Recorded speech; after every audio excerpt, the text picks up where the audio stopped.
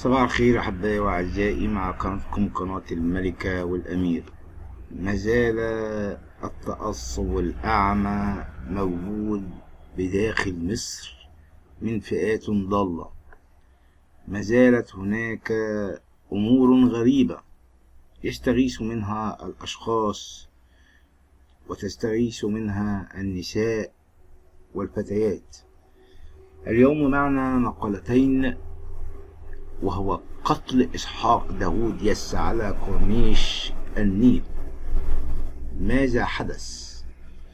يكثف الأمن جهوده لكشف حقيقة وملابسات مقتل قبطي يبلغ من العمر 62 عاما في المنيل بكورنيش النيل المواجه للقصر العيني، حيث تم العثور على جثة إسحاق داوود يس بعد أن تم ضربه بآلة حادة بالرأس أدت لوفاته في الحال، حيث قامت قوات الشرطة بالتحفظ على جميع أصحاب الأكشاك بالمنطقة وسايس السيارات، وتم عرضهم على نيابة مصر القديمة اليوم لأخذ أقوالهم.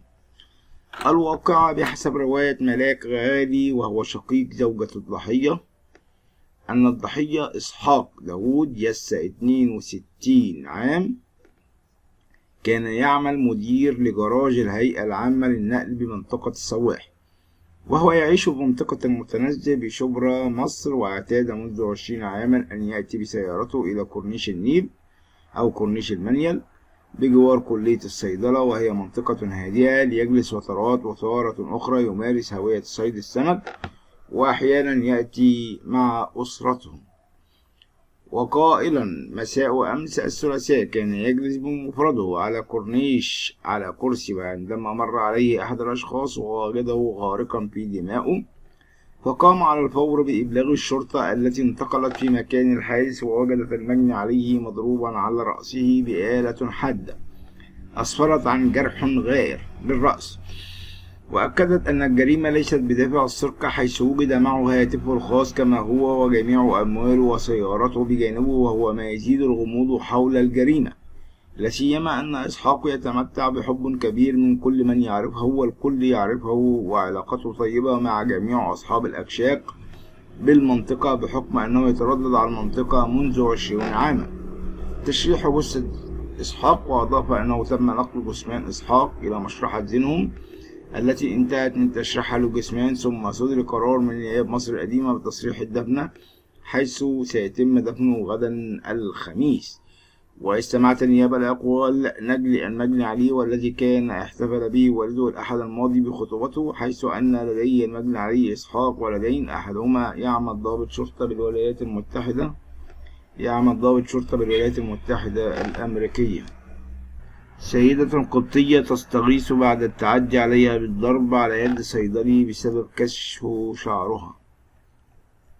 الجريمة الأخرى، تداول رواد المواقع التواصل الاجتماعي مقطع فيديو لسيدة قبطية تدعى نيفين صبحي تستغيث بعد أن تعرضت للعنف والضرب على يد صيدلي بمحافظة المنوفية، ويدعى علي أبو سعدة الذي قام بالتعدي عليها، حيث كشفت السيدة نيفين تفاصيل الواقعة كاملا قائلا: عندما دخلت الصيدلية لأشتري حقنة لطفلي مريض، قال لي الصيدلي إنني غير محجبة وأنه يعلم أنني مسيحية، وبعدها قام بالصفع على وجهي والاعتراض على ذلك العنف، صفعني مرة أخرى. وتبعت نبيل: تركت طفلي المريض وذهبت إلى مركز الشرطة بمركز أشمون حتى أحصل على حقي، لكن حدثت لي صدمة جديدة والتي أتعبتني نفسيا ومعنويا، لأنهم أهملوني لإجباري على الصلح وعدم كتابة محضر بالواقعة، لكنني تمسكت بموقفي وتم كتابة محضر رقم 4986. ثم أخذت صفعة ثالثة تمت على يد الضابط محرر المحضر، حيث أنه كان يتداول الكلام من محامي الجاني الذي قام بالتعدي علي، وأرغموني على التوقيع دون قراءة المحضر، وحسمت النتيجة لصالح الجاني رغم أنها غير صحيحة. علق الكاتب الصحفي على واقعة التعدي على السيدة القبطية نيفين صبحي التي تعرضت للضرب على يد صيدلي متعصب بمركز أشمون في محافظة المنوفية قائلا: هل وصلنا لهذه المرحلة أن يتم الاعتداء على قبطية علشان شعرها ولبس نص؟ كما أعتقد الأمر يحتاج لوقفة خاصة أن محاميه حاول يلعب في المحضر الذي تم تحريره بشرطة أشمون، وأن ما حدث جريمة ضد امرأة مصرية يحميها القانون ويمنع لمس جسدها أيا كان. وبعد وقائع المترو وهذه الواقعة الخطيرة الأمر يحتاج لوقفة من القانون. وتدخل المجلس القومي للمرأة ضد هؤلاء من يعتبر أنهم جماعة الأمر بالمعروف والنهي عن المعروف والنهي عن المنكر. أين القانون بعد اعتداء صيدلي بالمنوفية على قبطية بضربها بالقلم لأنها مكشوفة الشعر؟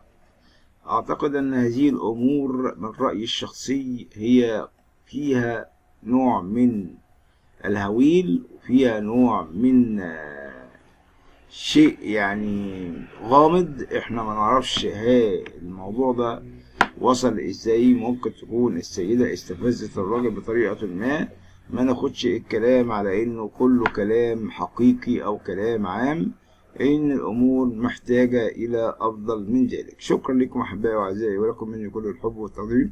متنساش اشتراكك في القناة، قناة الملكة والامير، ومنتظر تعليقاتك الجميلة.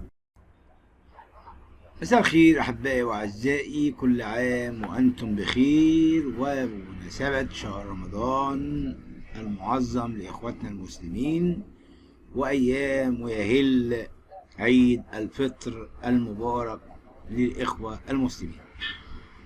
يعني ملحقناش من قيمة كام شهر الاخت حنان ترك وهي داخلة سب وذم واهانة للمسيحيين، وقالت ما ينفعش يكون رئيس جمهورية شخص مسيحي وكلام، وانكرت هذا الكلام وقالت ان الفيس اتسرق وكل الكلام ده. وتيجي شخصية تافهة ليس لها اي مثيل، ولا هي تعتبر ممثلة ولا فنانة ولا ليها حتى في البتنجان، وتدعى الفنانة المعتزلة عبير الشرقاوي. انا معرفش معتزلة ايه، هي مثلت ايه اصلا؟ تهاجم بطلوع الروح التناول غبي، خسارة الفلوس والله. هاجمت الفنانة المعتزلة عبير الشرقاوي ابنة المخرج الراحل جلال الشرقاوي المخرج العظيم مسلسل بطلوع الروح بسبب إظهاره لأعضاء داعش بأنهم خونة ويشربون الخمر. وبتقول عبير الشرقاوي في منشور عبر حسابها الرسمي على مواقع التواصل الاجتماعي فيسبوك إن أسرة مسلسل الهبل بطلوع الروح التناول غبي، مش معقولة تطلع الناس بتوع داعش خاينين وبيرتشوا وبيشربوا خمرة. دول ناس بيعتبروا نفسهم مجاهدين في سبيل الله ومستعدين للموت في أي لحظة حسب قولها. وبتقول احنا عارفين انهم جايز يكونوا على باطل بس هم مش عارفين، هم بيعتبروا نفسهم المسلم الحق، واي حد جنبهم مسلم ناقص، فمش معقوله نطلعهم بيشربوا خمره. ايه الهبل ده بقى؟ معقوله البطل اللي يعتبر نفسه مجاهد عنده غزوه تاني يوم وممكن يتقتل وهو عارف كده يروح يجيب خمره ويشرب هو ومراته؟ ارحمونا يا هبل، خساره الفلوس والله. والله ما حد هبل غيرك يا إنسانة يا مختل عقليا. أما طلعت داعش دلوقتي إنهم يعني مؤمنين وهم المسلمين الحق. عبير الشرقاوي توضح سبب انتقادها لمسلسل بطلوع الروح من المصري اليوم. بتقول قامت الفنانة المعتزلة عبير الشرقاوي ابنة المخرج بتقول في الساعات الماضية ونشرت بتقول ليه اللي مش ما فهمش كلامي او مش عايز يفهمه علشان يرقص شويه في الترند، وده طبيعي سفاله منك. وتبعت بتقول داعش فئه ضاله مضلله، ولكن اغلبهم لا يعتقدون ذلك في انفسهم، بل يعتقدون انهم المسلمون الحق، وعندما يقتلون يظنون انهم يقتلون في سبيل الله، وان ثوابهم على هذا القتل هو الجنه.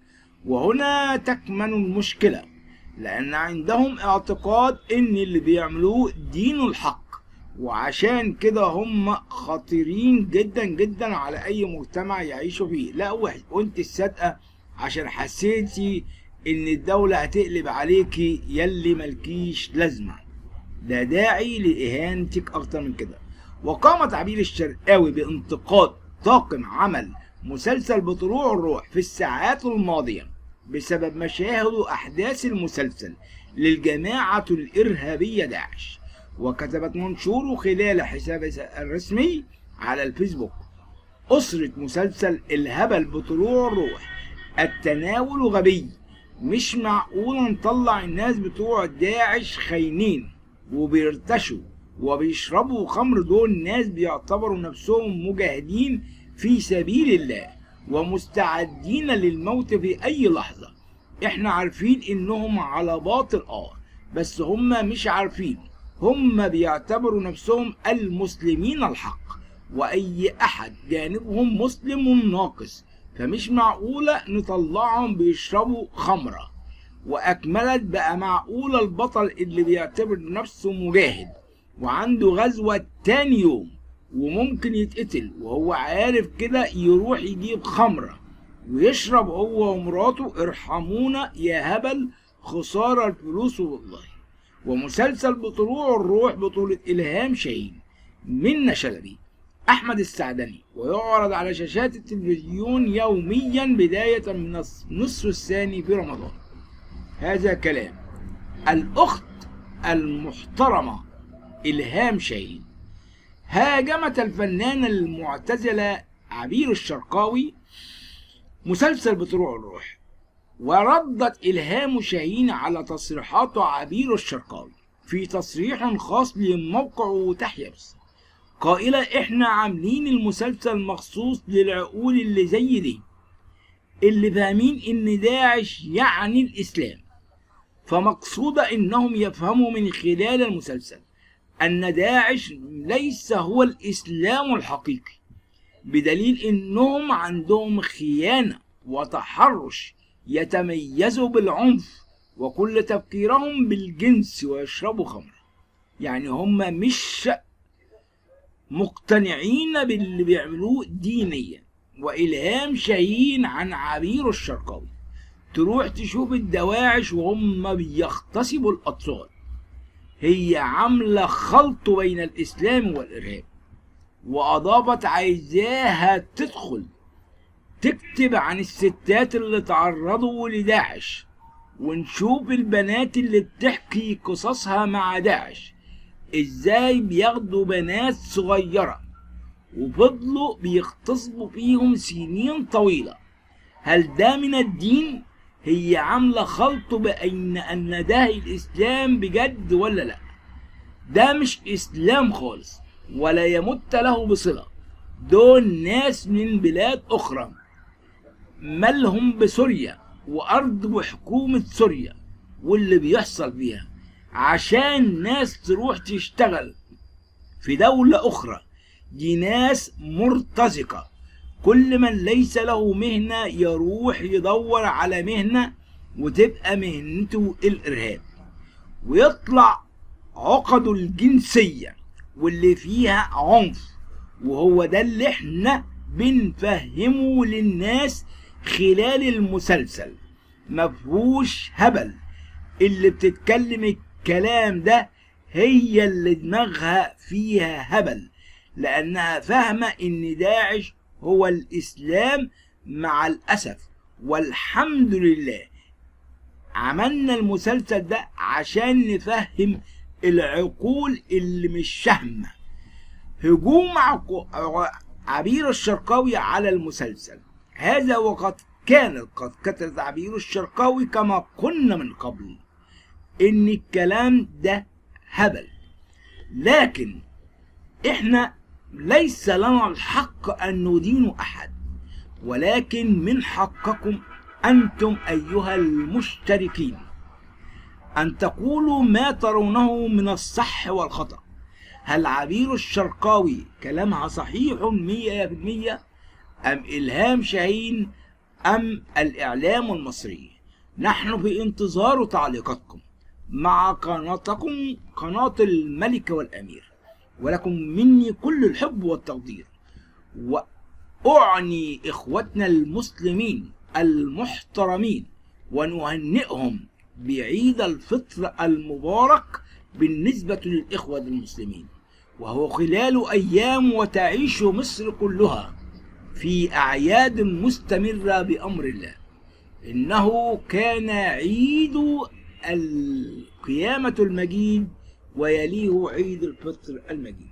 شكرا لكم أحبائي وأعزائي، ولكم مني كل الحب والسلام يكون معكم، آمين.